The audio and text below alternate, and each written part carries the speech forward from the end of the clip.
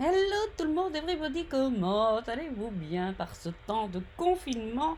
J'ai un grand bonheur, c'est de voir que tout le monde replonge dans son logiciel Silhouette, a sorti la machine du placard et c'est parti mon kiki. J'ai énormément de questions et je suis désolée, mais je ne peux pas, c'est impossible de répondre à toutes vos questions. Quelque part, je suis très contente de l'intérêt que vous portez à la machine et je me dis que ça y est, on l'utilise bien, on cherche, etc. Je ne peux pas répondre, c'est impossible. Je suis en train justement de bosser sur les cours en ligne qui vont bientôt sortir. Donc ça m'est impossible. Et là, je faisais une petite pause, je vais voir mes messages. Et je vois ce message-ci qui est un message type que je reçois. J'en reçois des dizaines par jour. Euh, et c'est un message auquel j'ai déjà répondu, mais peut-être pas de manière aussi... enfin, peut-être pas pour ce genre de choses. Et donc, c'est pour ça que j'en fais une mini vidéo. Euh, la première chose à dire, je reçois des images comme celle-ci. Vous me dites, oh, j'arrive pas à vectoriser. Et je peux comprendre parce que c'est un document qui est protégé et qui, donc, tout est mis en place pour que vous ne puissiez pas le reproduire. À part peut-être le découper avec une paire de ciseaux et encore. Enfin, oui, enfin, vous avez les numéros, vous allez me dire, on peut les mettre sur l'envers. C'est vrai. Alors, c'est marqué en grand ici.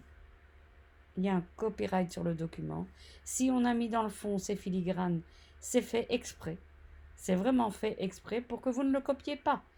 Ou alors vous devez contacter la personne qui a les droits sur ce document et soit lui acheter, soit elle vous le fait parvenir par mail, mais sans tous ces filigranes qui sont dans le fond. C'est bien marqué not for sale, donc vous ne pouvez pas le revendre. Vous pouvez normalement pas le copier sans son autorisation. Alors, ça c'est bien clair et c'est pour ça que c'est impossible. Enfin, regardez, si je prends ne fût-ce que ceci et que j'essaye de le vectoriser, hop, voilà. Attendez, on va revenir là. Vectoriser. Je vais avoir évidemment quelque chose de tout pourri qui sera impossible à travailler, mais c'est fait exprès. Je le dis et je le redis, c'est fait exprès pour que vous n'y arriviez pas. Hein. On est bien d'accord. Euh, Théoriquement, vous devez soit acheter le fichier à la personne, soit comment soit lui envoyer un message et elle vous l'envoie. Et voilà.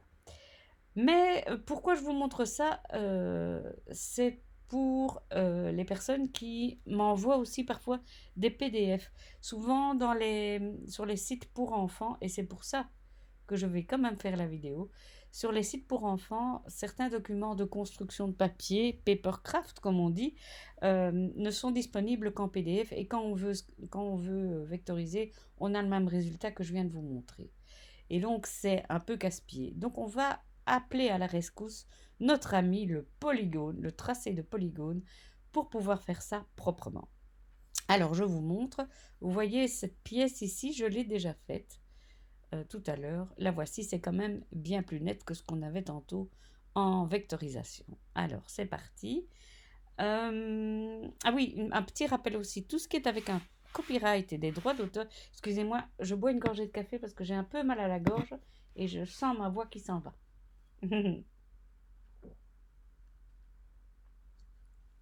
Voilà, une grande gorgée de café. Donc, qu'est-ce que je disais?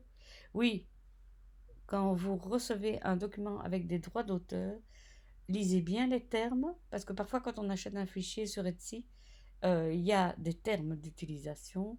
Si vous voulez faire un objet grâce au patron qui vous est donné, vous avez besoin d'acheter la licence des droits d'auteur si vous voulez vendre cet objet.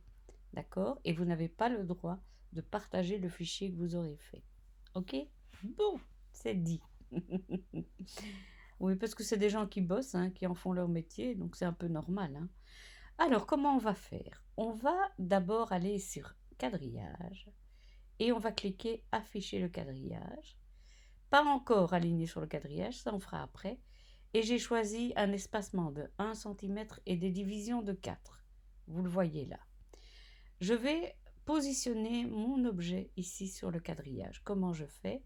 Je vais ici sur la palette de couleurs j'ai sélectionné mon objet et je le rends transparent. Un maximum. Voilà. Moi, je vais faire cette pièce-ci. Hein. Donc, je zoome, touche Z. Voilà. Et je vais aligner ici de manière à ce que ce soit plus ou moins sur le quadrillage. Voilà, j'y suis. Et maintenant, je le rends à nouveau opaque. Zoom. Voilà. Et je peux cliquer sur aligner sur le quadrillage. Le premier tracé que nous allons faire, nous allons le faire un petit peu brouillon et on l'ajustera après. Je vais ici sur l'outil polygone et je suis le tracé. Donc je clique, je tire jusqu'à l'angle, je clique, je tire, voilà. Ce n'est pas obligé d'être précis, voyez, c'est pas tout à fait précis, mais on corrigera après. Voilà. Pourquoi j'ai choisi d'aligner sur le quadrillage? Parce que ça va me faire une figure régulière. Voilà. Vous voyez, j'y suis pas tout à fait, mais ne vous inquiétez pas. On va finaliser ça. J'arrive au bout, double clic et ma figure se ferme. Ok? Bien. Maintenant, je vais de nouveau sur mon outil polygone, mais je me mets en vert, voilà, et en pointillé. Ok.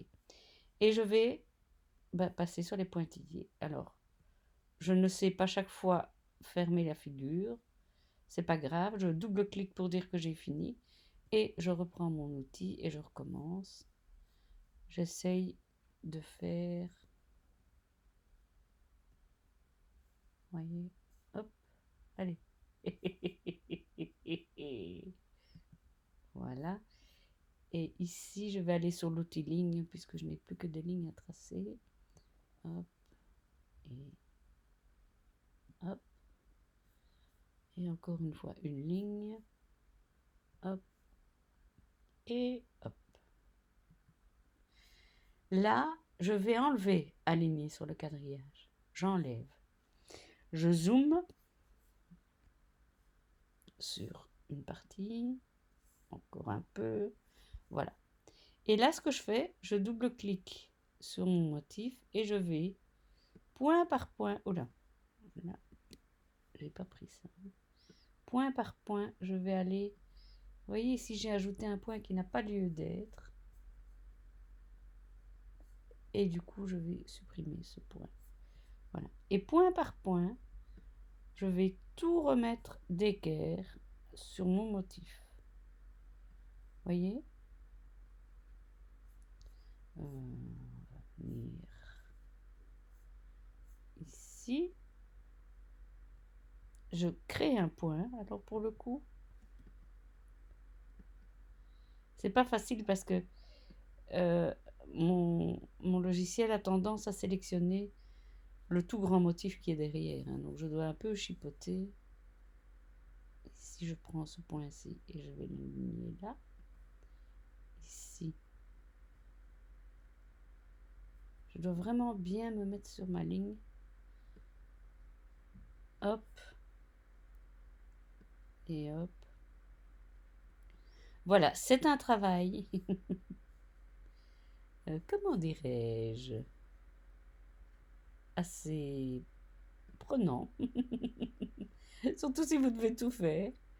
Mais bon, le jeu en vaut la chandelle. Hein, parce que franchement, ça vous fera un très beau tracé. Allez, petit. Voilà, encore un point qui est venu se mettre qu'on ne lui avait pas demandé. Vous avez compris le principe? Alors, ce que je vais faire maintenant, je vais enlever ce motif-là derrière. Comme ça, vous voyez ce que vous faites. On va aussi enlever le quadrillage tant qu'on y est. Ça, si vous poussez sur la touche G, voilà, il s'en va. Et donc, voilà. En gros, on y est presque. Hein. On doit juste maintenant le finaliser bien parce que je pense qu'il nous manque un angle ici. Ici quelque part. Attendez. Non, c'est trop tard. Mais vous devez, voilà, point par point, vous alignez tout. Et une fois que c'est fait, une fois que c'est terminé, Vous sélectionnez le tout, contrôle ou bien commande et la lettre G pour tout grouper. Et vous avez votre motif. Voilà, écoutez, j'espère que ça vous aura aidé. C'est énormément de travail, mais le jeu en vaut peut-être la chandelle. Déjà, si vous faites du paper crafting, pardon, c'est que vous avez de la patience. Allez, je vous embrasse et je vous dis à très bientôt. Ne m'en veuillez pas si je ne réponds pas à toutes vos questions, c'est parce que je suis vol déborded, comme on dit chez nous. Bisous, bisous, bisous.